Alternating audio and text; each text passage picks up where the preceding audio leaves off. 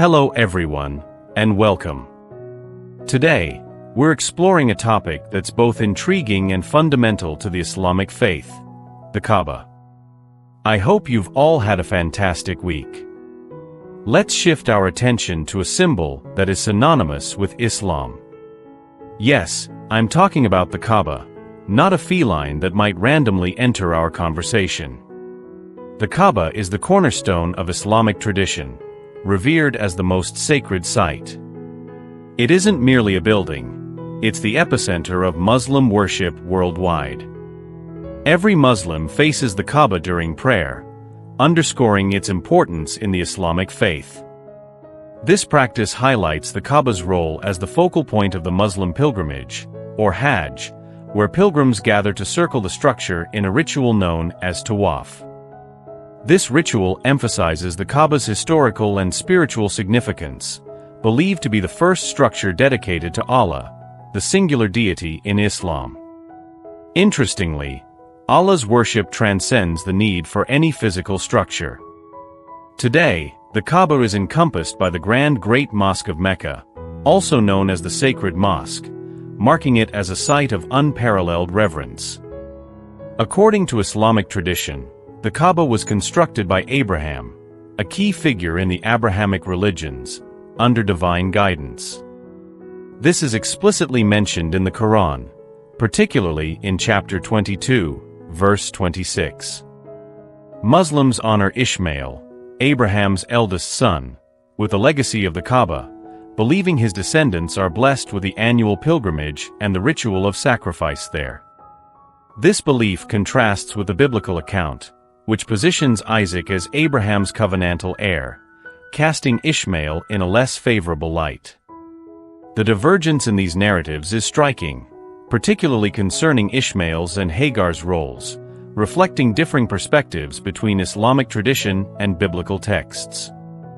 In Islam, these variations might arise from the Arab lineage's identification with Ishmael, contrasting with the Jewish descent from Isaac. This recontextualization has led to claims that later Jewish and Christian communities altered the Bible, adding layers of complexity to the intertwined histories and beliefs of these faith traditions. We will delve deeper into this topic another time. For now, let's refocus on the Kaaba.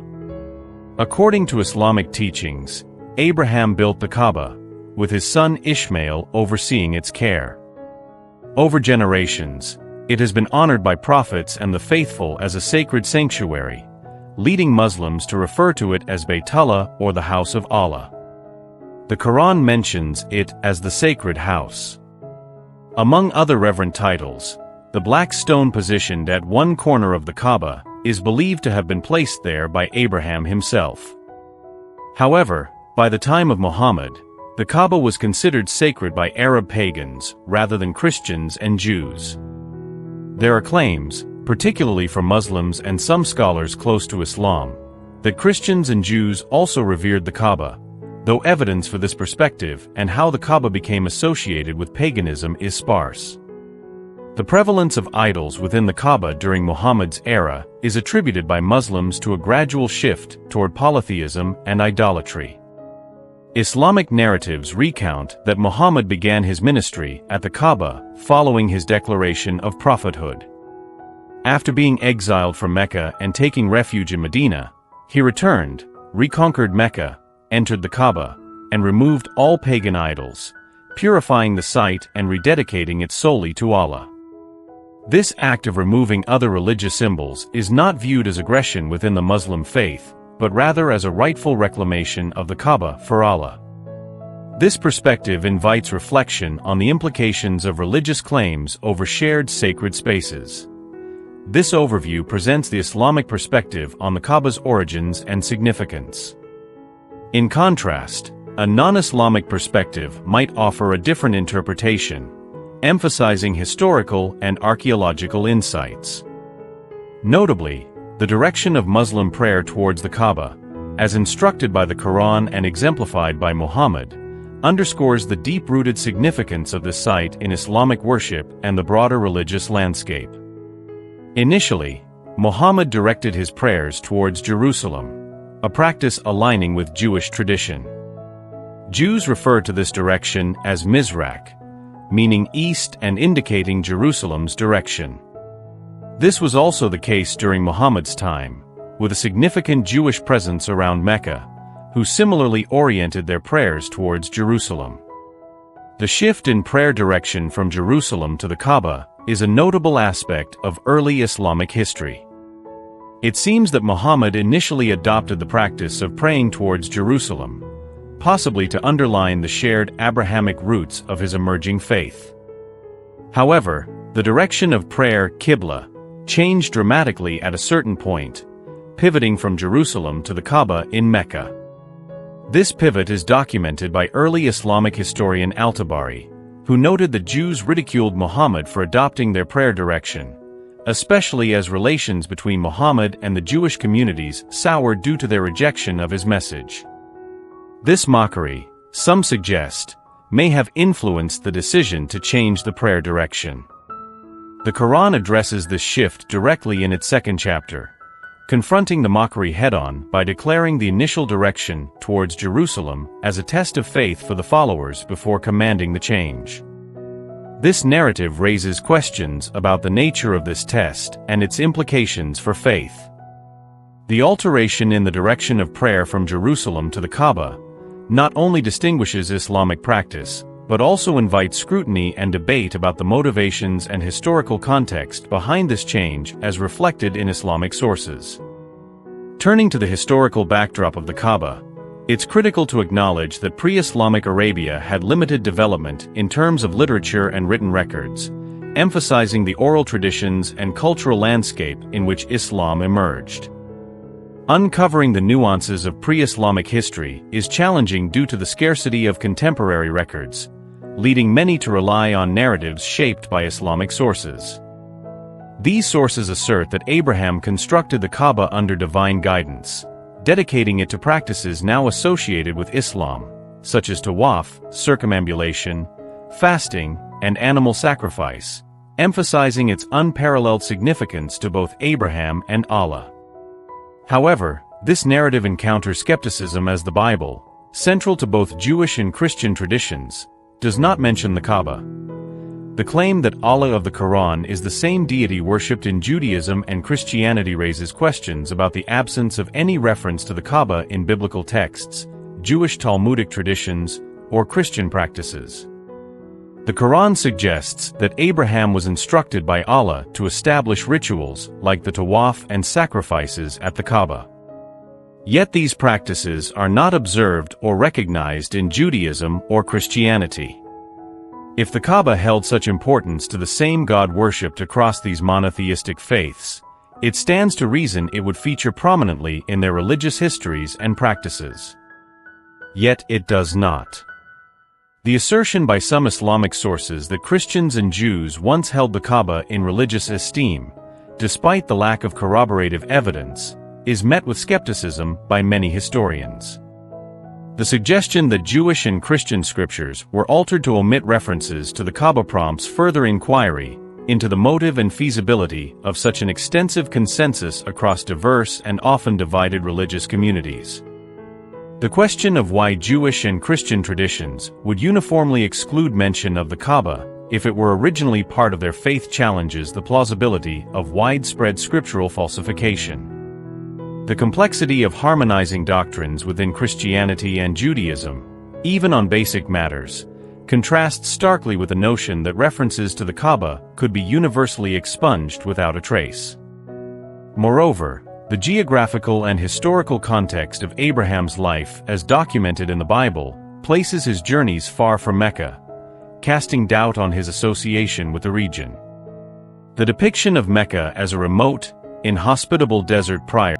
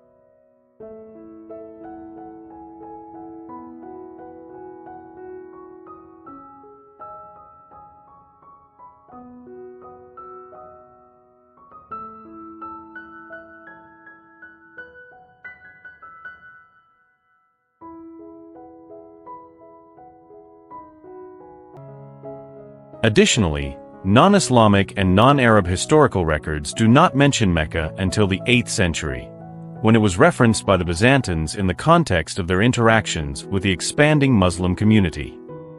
This casts doubt on the Islamic assertion that Mecca was a vital trade hub in pre-Islamic times.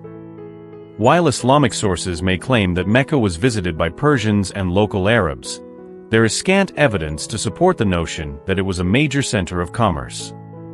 Contrary to these claims, the available evidence suggests that the importance of Mecca was likely overstated or possibly even fabricated within Islamic tradition to emphasize its significance to Arabs. Many historians have concluded that the depiction of Mecca as a bustling trade center was either an exaggeration or an invention by Muslim sources. Had Mecca truly been a prominent hub of trade and culture, it would have attracted the attention of major powers of the time, such as North African rulers, the Romans, the Byzantine Empire, and Persian empires, all of whom would have had a vested interest in controlling such a strategic location. The lack of attention from these powers further challenges the narrative of Mecca's pre-Islamic importance. Prior to the rise of Muhammad, Mecca and its Kaaba held little significance across diverse religious beliefs. The prevailing evidence suggests that the Kaaba was constructed by Arab pagans only a few centuries before Muhammad's time, not by figures from Abrahamic religions or others. Islamic historical accounts reveal that the Kaaba was a hub for pagan worship, housing an array of idols, including hundreds within and around it, seemingly unnoticed by Christians and Jews who did not see it as a violation of their sacred spaces.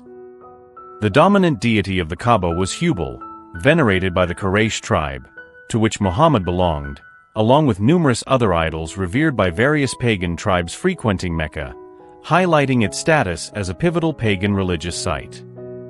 With Muhammad's proclamation of his prophethood and the introduction of Allah, the Kaaba's proximity to him became increasingly significant. Initially, Muhammad's focus on monotheism and Abrahamic traditions did not emphasize the Kaaba religiously. However, as conflicts and rejections from Christians, Jews, and even his pagan tribe intensified, Muhammad's connection to the Kaaba evolved. This shift reflected both his pagan heritage and his disputes with pagans, suggesting a strategic move to disassociate his burgeoning faith from both Christian and Jewish influences and pagan opposition. Muhammad's eventual designation of the Kaaba as the spiritual center of Islam and the Qibla for prayers was a decisive step in defining his religion, distancing it from both its pagan roots and the challenges posed by other monotheistic faiths in a manner reminiscent of pre-Islamic pagan traditions. Muhammad incorporated practices such as circling the Kaaba and revering a black stone, rituals previously exclusive to pagan worship. This adoption suggests a continuation of pagan customs, rather than an alignment with biblical teachings or the monotheistic Abrahamic tradition. The lack of substantial evidence regarding pre-Islamic Arabia, coupled with the existing data, implies that Muhammad's affinity for the Kaaba might have been influenced by its pagan heritage rather than any Abrahamic connections. From a scholarly and objective standpoint, the available evidence leads to the conclusion that the significance of the Kaaba within Islam primarily stems from its pagan origins. This perspective challenges the classification of Islam within the Abrahamic faiths, suggesting instead that its roots are deeply embedded in the Arab and pagan traditions of the region. This distinction underscores the difference between traditional Abrahamic sacred sites and the Islamic holy site, which is situated in a region historically inhabited by Arabs and pagans.